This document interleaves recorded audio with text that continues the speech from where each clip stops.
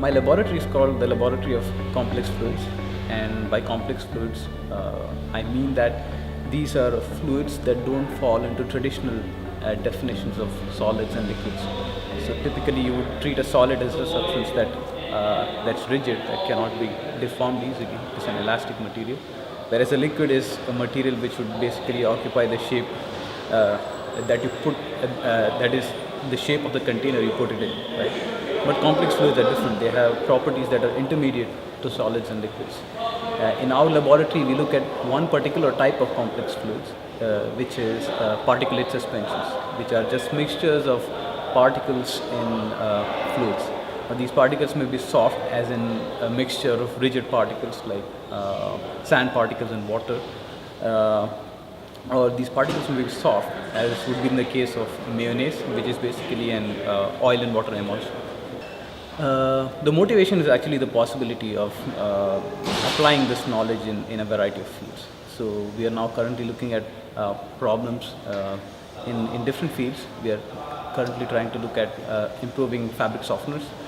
We are trying to also look at problems related to wastewater engineering. We are trying to look at problems in the area of oil sands, where we're trying to extract oils from the oil sands with minimal environmental footprint. We are also trying to look at problems in bioengineering and biomedicine, where we have cells interacting with surfaces or cells interacting with each other. In the next few years, I hope to build the instruments that I am aiming to build, which will help measure interactions, both hydrodynamic and non-hydrodynamic interactions between particles and particles, or particles and surfaces, which will help us build better understanding of these complex fluids. I also want to build, I want my laboratory to be a source of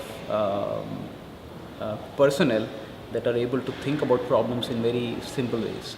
I want to train my grad students to think about problems, to distill problems into very simple sub-problems, and try to understand what's going on at the more complex level by understanding what happens in these simple problems. So I want to build these sort of problem-solving skills in my students.